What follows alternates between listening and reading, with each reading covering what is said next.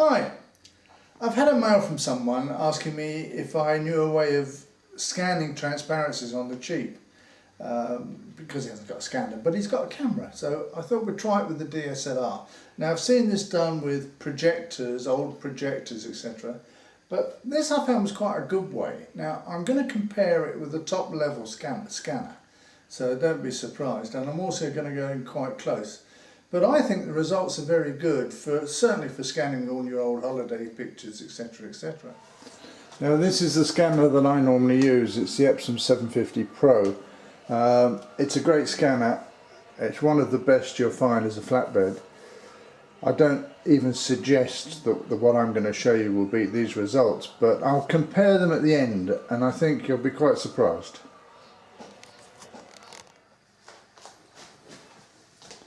Now we're going to start this with a piece of card. Now this is the foam core card. I just find it easier to work with and easier to cut with a knife. Now what I've done, I've marked it up, as you can see, with the width of the total negative. I've put one line. The width of the actual image, I've put another line. And there I've put a line of the height of the actual image. Now the idea is to put a piece of card in the beginning that supports this. Of course this is once I've cut the hole. So we'll cut the hole. I've just cut exactly on the inside lines a hole that is the size of the image of a 35mm.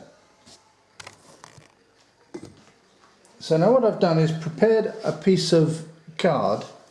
It's not very thick, it's just a little thicker than the 35mm, and the idea is the 35mm will sit on it. I've attached some double-sided tape to it, which I'll strip off, and then stick the straight edge. I've taken off the backing, and I'm going to stick the straight edge on the second line that I've drawn, just directly on the line, not over it, not under it, directly on it.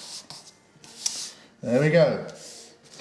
Now of course what that will do is allow my transparency or negative to sit in there quite nicely. And now you're beginning to see what it will do is slide up and down on that. So we'll put another piece along the top, exactly the same. Stick that down the other side. Now you needn't worry too much if it goes over each end, because we're just going to trim those off afterwards. So that now will hold my transparency very nicely, and it slides up and down it, no problem at all. Now obviously to stop it falling out, we have to stick another piece, which is that piece, over the top. Now this piece, of course, I'm sticking with double-sided tape, and it's got no tape where it's going to go over the other one. So I put it on, and I just put it under the line, because it doesn't have to be too accurate. But it has to follow perfectly the line. So that's one side of it done. Now what that does, of course, is allow the slide to slightly go under it, like that. And the other side will be the same. Now this obviously is a very old 35mm negative that I'll be throwing away. So now we take another piece, exactly the same, and we stick it on this side. Now I'm going to stick this one a fraction higher than the other one. Don't know why. Right, so that one's there. Now we'll try it. Now there's a little tip. I've got a good negative here that eventually I'm going to scan. And what I'm going to do is just clip off those very slight corners, because that'll help it flow through the scanner. Let's see if it goes in and works. And that should just fit in nicely, and it doesn't. I don't believe it. Oh, there we go. Right, so that's gone in nicely, and it slides beautifully. You don't have to actually touch the negative. You can slide it backwards and forwards like that. So that works extremely well. Right, now that works perfectly. All we have to do is just cut off the odd ends and we've got a nice little negative carrier. Now what about 35mm slides? Well, if you got them in slide holders, this is what I made earlier on. It's the prototype, but it works so well I didn't bother making another one. I played around with it, but we just put the 35mm slide in any way round, doesn't matter. And when we want to change it, if you've got dainty fingernails, you can just take it out. What I do, or I would do, is just put a nail under my fingernail, slide it out, and then change it one after another. And you'd be amazed how quickly you can do transparencies like that. When you do it, you just have to make sure that you leave enough room for glass slides, cardboard slides, etc. I've put up the card now, just in front of the camera. On the camera I've got an 85, no I haven't, I've got a 24mm to an 85 Canon with a close-up ring. Now very small, the smallest extension ring, 13mm. Now that's only because I've lent my macro to somebody else, and anyway not everyone has a macro, so this is just how to show you how it's done. I've got on the background, I've got just a flashlight onto a white card. See, white card's behind. So that makes it very easy and quick to work. And now you can use any light source, doesn't have to be a flash, but I'd recommend a flash because of sometimes the long exposure. And you get a sharper result with a flash because of that.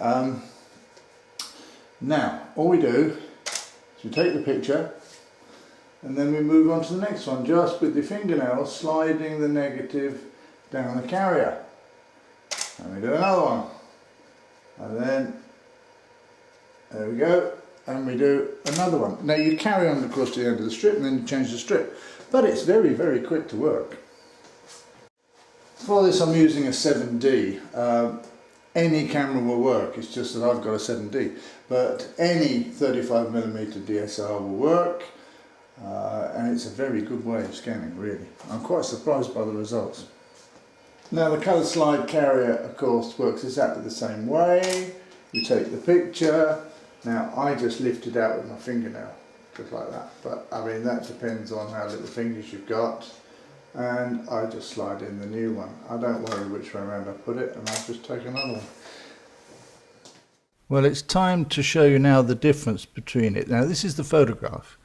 It's quite contrasty, lacking a bit of detail really. And this is the scan. Now don't forget, this is a very good scanner. It's less contrasty. Now we go back to the photograph, and I'm just wondering how much we could get back in Photoshop. If you're good, you probably get back a lot. Now here's a side-by-side look, the scan on the left, photograph on the right. It's obvious that the colour is a lot brighter on the photograph. That can easily be knocked down in Photoshop. Now this is a print that would be over 1 metre wide, so it's a very big enlargement. Well, I had a quick look at it in Photoshop and just took away a bit of saturation, a bit less contrast, and sharpened it. Now that's not too bad. And to the scan again. Now don't forget, this is right out the scanner with no Photoshop at all. When it came to the black and white, I found the exposure was much more critical. It had to be dead right. And I found as well that trying to get the scan dead sharp was much more difficult as well, as you see from this. There's a lot of detail getting lost, but this again is a 1 metre wide print. It's also a very old negative. I took this when I was about 15, so it was early 60s. Well, that's it. I mean, that's the best quality I got, so I hope that it's of interest to you, and come and see us on mccorder.com. Cheers, bye.